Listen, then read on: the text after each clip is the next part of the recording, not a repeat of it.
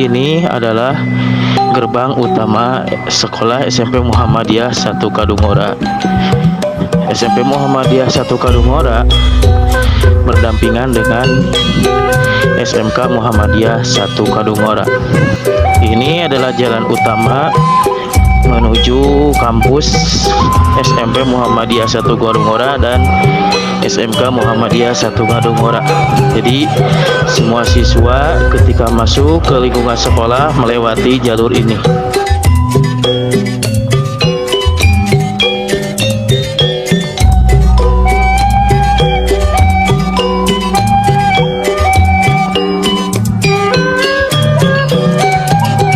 Satu Kadungora. Dan pelaksanaan upacara di sekolah SMP Muhammadiyah 1 Kadungora juga di lapangan ini. Warahmatullahi wabarakatuh. Nama saya Mujahid Dunia, mahasiswa PPKIP dalam jurusan kategori 1 angkatan 3. Pada kesempatan kali ini saya akan melaksanakan UPL Sitwin Siswa. Mari kita saksikan. Terima kasih. Innalhamdulillah nahmaduhu wa nasta'inuhu wa nastaghfiruh wa a'udzu billahi min syururi anfusina wa min sayyiati a'malina. Alhamdulillah, puji dan syukur marilah kita panjatkan kehadiran Allah Subhanahu wa taala yang mana pada hari ini kita dapat berkumpul kembali ya dalam keadaan sehat walafiat.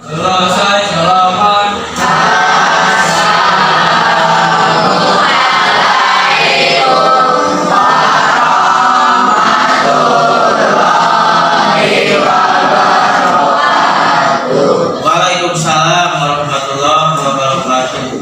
Yang semulia Adelia, Ajis, Alek,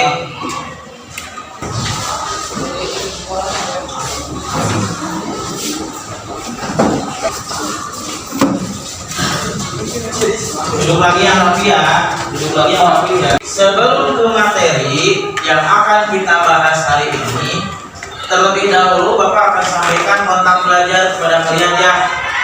Kontak belajar itu artinya adalah tata tertib ya, tata tertib sebelum pembelajaran dimulai ya. Poin yang pertama, tata tertibnya nanti ketika pembelajaran berlangsung tidak boleh ada yang mengobrol, bercanda atau dan lain sebagainya.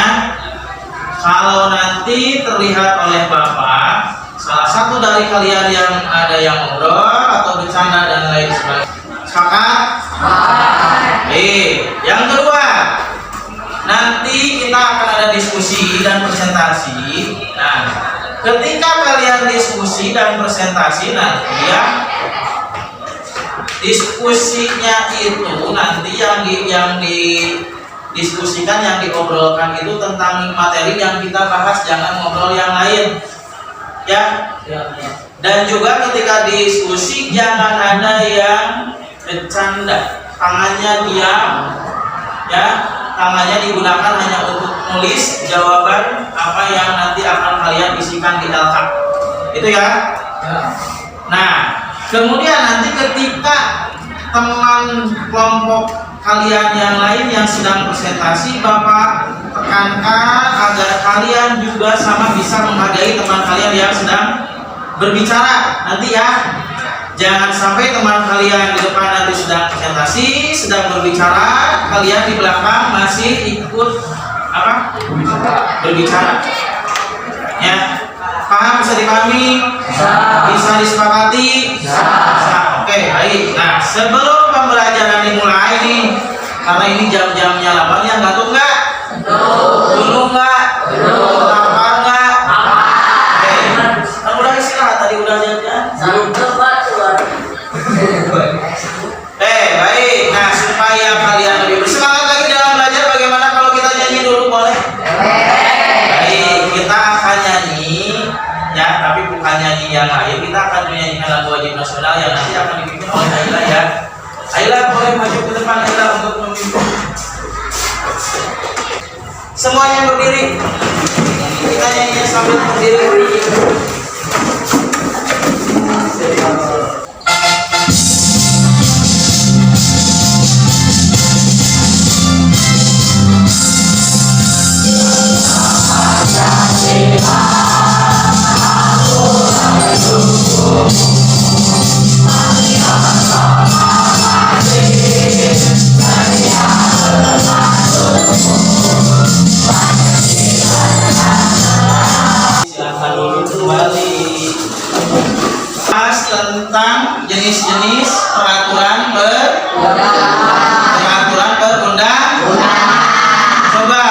Masih ingat ada berapa jenis peraturan perundang-undangan kita? Ada berapa jenis? 7. Coba sebutkan apa saja. Berdiri, April ya. Berdiri. Ayo, satu apa? Undang-Undang Dasar tahun 1945. Itu adalah jenis tata urutan peraturan perundang-undangan yang Indonesia yang urutannya paling atas, paling tinggi. Ya. Kemudian setelah Undang-Undang Dasar ada apa? Ketetapan Majelis Permusyawaratan. Yang ketiga, peraturan pemerintah mengganti undang atau bukan perpres, perpu. Selanjutnya,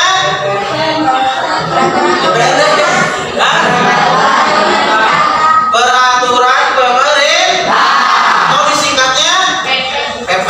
Itu apa lagi? Belum peraturan daerah. Peraturan singkatnya apa? Perpres kan tadi sudah. Apa lagi? Peraturan daerah apa? Provinsi. Terakhir, peraturan daerah pada materi kali ini ya, kemarin kalian sudah belajar tentang tahap penyusunannya ya. Nah, pada materi kali ini, pertemuan kali ini, kalian akan mempelajari tentang apanya?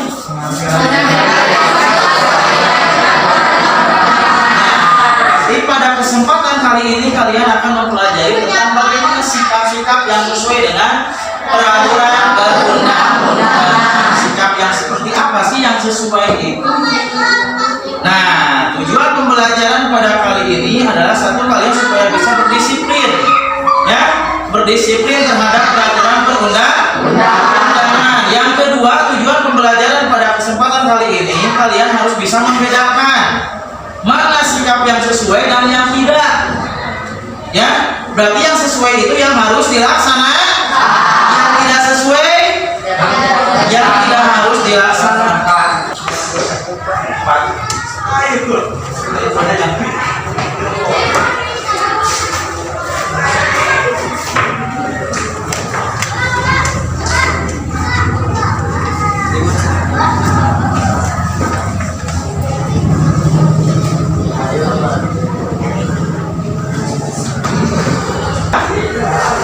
Sekarang mau bertanya dulu nih, apakah kalian pernah melihat pelanggaran lalu lintas?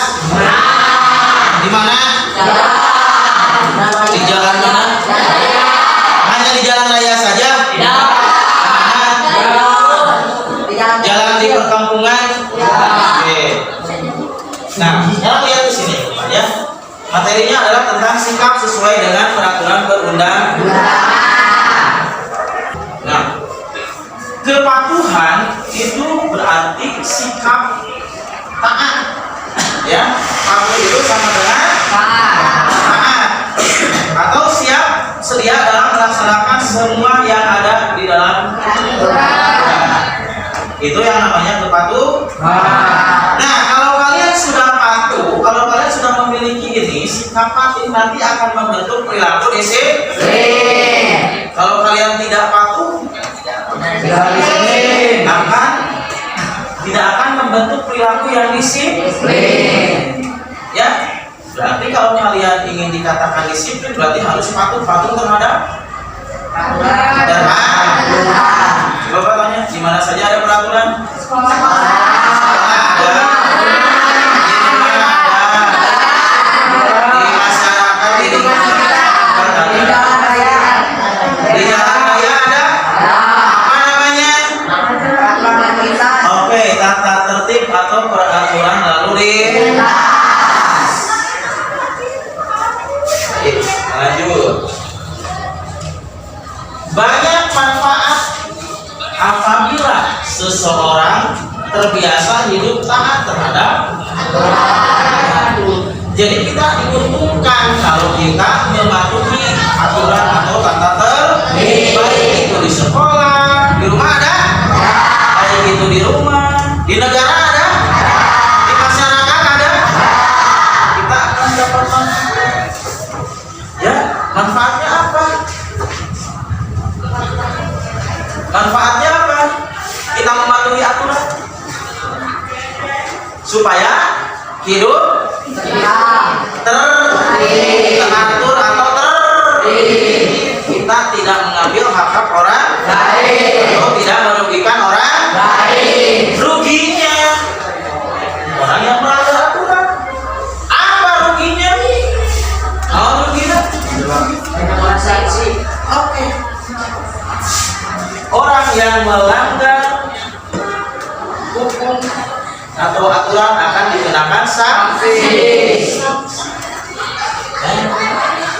Orang yang melanggar misalnya lalu lintas, hadiah melanggar tata tertib lalu lintas akan dikenakan denda sekian rupiah misalnya, ya menggunakan motor, ya roda dua, kemudian tidak pakai helm, akan dikenakan denda.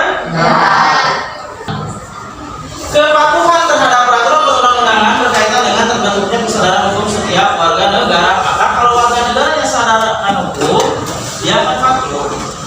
Kalau dia tidak sadar akan hukum, dia tidak akan patuh. Ini kesadaran hukum warga negara itu dapat diukur dari beberapa indikator atau beberapa hal yang paling penting. Yang pertama, masyarakat atau warga negara harus tahu tentang hukum, ya, tentang perbuatan-perbuatan yang dilarang. Kalau tidak tahu ya mungkin, ya, contoh misalnya kalian pakai motor tidak pakai helm, ya, jalan aja misalnya, tapi kalian tidak tahu, tiba-tiba ada polisi, sekali tanya sama polisi kenapa tidak pakai helm, Pak tidak tahu. Nah, tapi tetap kalian nanti akan dikenakan sanksi. Makanya harus ada pengetahuan tentang hukum. Yang kedua, pemahaman terhadap kaidah-kaidah hukum. Jadi kalian tahu tentang tujuan dari hukum itu untuk apa? Tujuan adanya aturan di lalu lintas itu untuk apa? Supaya mewujudkan ketertiban dan keamanan masyarakat. Kalian tidak merugikan orang lain. Contoh kalian misalnya yang motor, kemudian nabrak di jalan, ya, cikil. Nah terus yang ditabrak orang tuanya misalnya tidak menerima dengan jalan kekeluargaan, harus dibawa ke jalur hukum. Nah kalian misalnya yang siswa SMP yang belum diperbolehkan menggunakan kendaraan bermotor, kemudian ada masalah misalnya di jalan, itu bagaimana? Nanti akan berurusan dengan hukum. Paham ya? Jika terhadap norma-norma hukum perilaku ini ditunjukkan dalam bentuk penilaian terhadap norma-norma itu adalah ada norma apa saja? Norma hukum, norma agama, norma kesopanan, norma kesusilaan. Selanjutnya harus mengetahui tentang perilaku hukum. Perilaku hukum itu diwujudkan dengan cara mentaati sebuah peraturan-peraturan yang berlaku dalam kehidupan masyarakat. Kalau misalnya ini tidak ada perbuatan yang mentaati, berarti perilaku hukum itu sudah hilang, maka kehidupan akan hancur. Bakal tertib tidak? Ya. Nah, ada sebuah tayangan. Nih, tayangan ini, tayangan video ini, kalian analisis nanti, ya, terus dikerjakannya secara berkelompok, ya, dianalisis dan dituangkan nanti hasil analisis videonya ke LK ini, tapi tidak dikerjakan secara sendiri, ya, tidak secara solo, tapi secara berkelompok. Nah, sebelum Bapak nanti berikan LK-nya, silakan kalian masing-masing individu di sini mencermati dulu, menganalisis dulu, melihat dulu apa yang video telah tampilkan, ya. Silakan.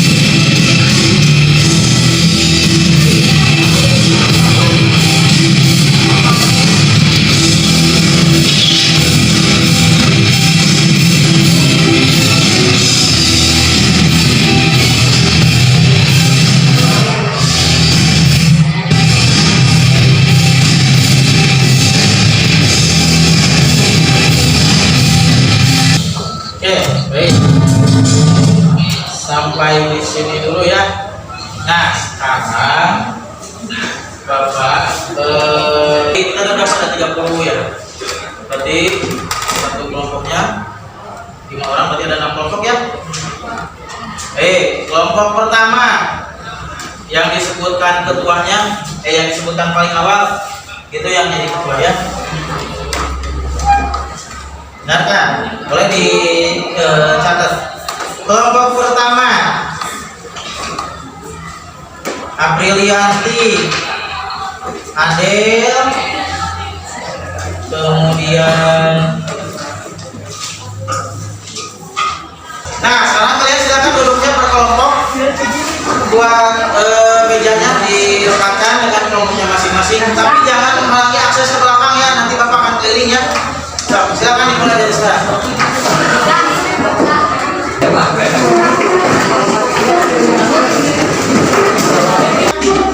Nah,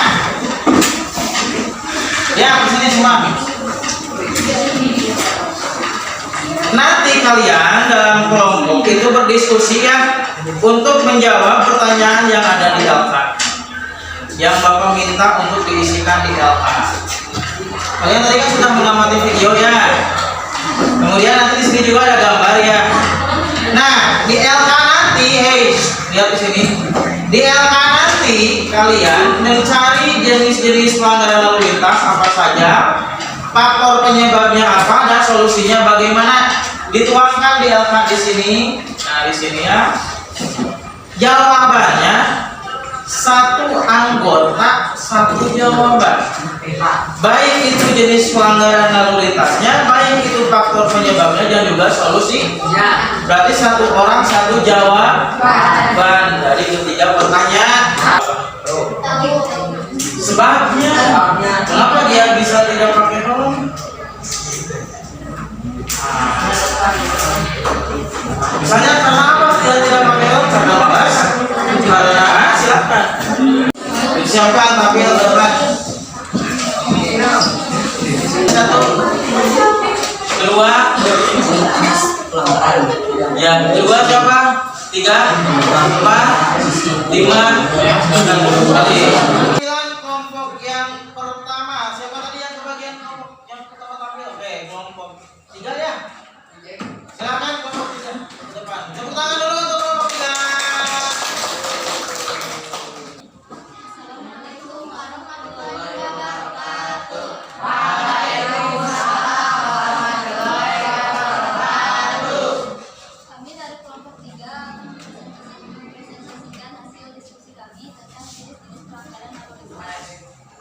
Nanti setiap menjawab nama biru disebutkan ya.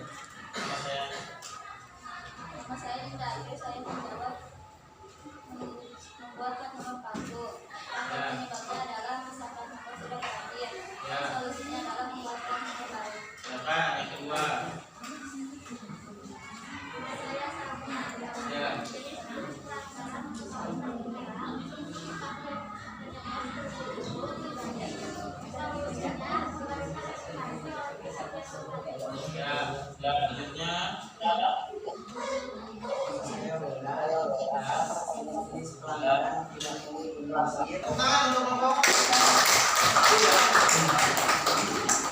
Selanjutnya Assalamualaikum warahmatullahi wabarakatuh. Waalaikumsalam warahmatullahi wabarakatuh. Akan mempresentasikan hasil diskusi kami tentang faktor penyebab mengenai terjadinya pelanggaran lalu lintas. Saya bernama Kota. Yang ke-1, jenis pelanggaran lalu lintas adalah tidak memakai helm. Faktor penyebab ketinggalan atau lupa membawa. Solusinya saling menggunakan. Saya Sedi, tulis jenis pelanggaran lalu lintas menggunakan sebagai kota. Faktor penyebabnya lupa membayar pajak. Solusinya membayar pajak terlebih dahulu.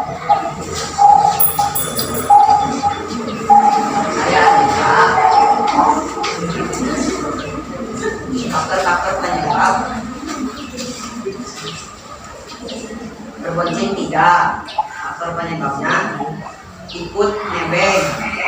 Solusinya menaiki angkutan umum. Naiknya angkutan umum.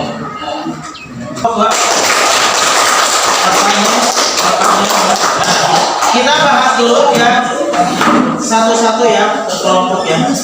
Ada yang namanya jenisnya itu katanya membuat plat nomor yang palsu.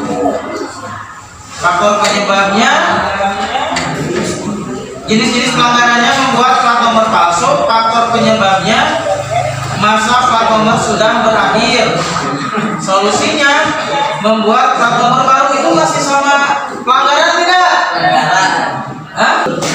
Setelah Bapak amati di sini, setelah Bapak amati ya, ternyata kalian sudah mengetahui ya tentang jenis-jenis pelanggaran lalu lintas. Nah, faktor penyebabnya itu bisa beragam ya, buru-buru, tidak tahu, terus kalau ingin apa? Hemat uang, tapi kalau misalnya ada apa-apa malah jadi apa manfaat yang kalian peroleh dari pertemuan kali ini? Cung, Rizky, menambah wawasan tentang apa? Peraturan lalu lintas. Menambah wawasan peraturan lalu lintas. Tepuk tangan untuk Rizky. Terima kasih. Manfaat yang kalian peroleh pada pertemuan kali ini. Cung, ayo jangan takut, jangan masuk. Manfaat, dapat bekerja, artinya tidak saling merugikan orang lain. Tepuk tangan untuk Dinda. Siapa lagi? Boleh. Jadi kita tahu apa saja yang dilarang. Ketika berkendara. Nah, jadi kita tahu apa yang tidak diperbolehkan ketika berkendara. Tepuk tangan untuk Anda ya. Siapa lagi? Ada? Ya, boleh. Bisa menjadi wawasan-wawasan yang dibahas. Ya, bisa menambah wawasan pengetahuan tentang lingkungan sekitar. Boleh tepuk tangan. Siapa lagi? Siapa lagi? Nah, kedua, apa yang akan kalian lakukan untuk menghindari pelanggaran lalu lintas? Menaati peraturan lalu lintas. Boleh? Wanita mau menambahkan? Ada yang lain? Menaati peraturan lalu lintas selain menaati berarti peraturan lalu lintas bagaimana? Menghafal semua peraturan. Berarti kita harus belajar, ya, harus belajar, harus mencari informasi tentang apa jenis-jenis pelanggaran lalu lintas dan sanksi-sanksinya. Itu kewajiban siapa? Baik, terima kasih untuk pertemuan kali ini di cukup sekian.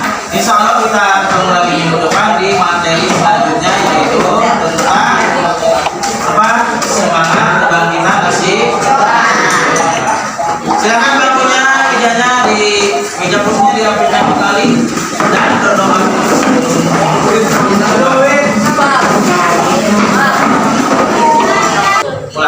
Soidon doaan fi qalbi.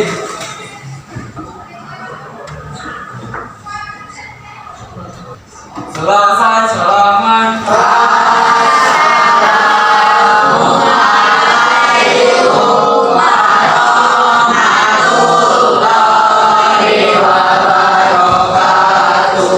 Waalaikumsalam warahmatullahi wabarakatuh. Langsung pulang ya, jangan lapor. Terima kasih.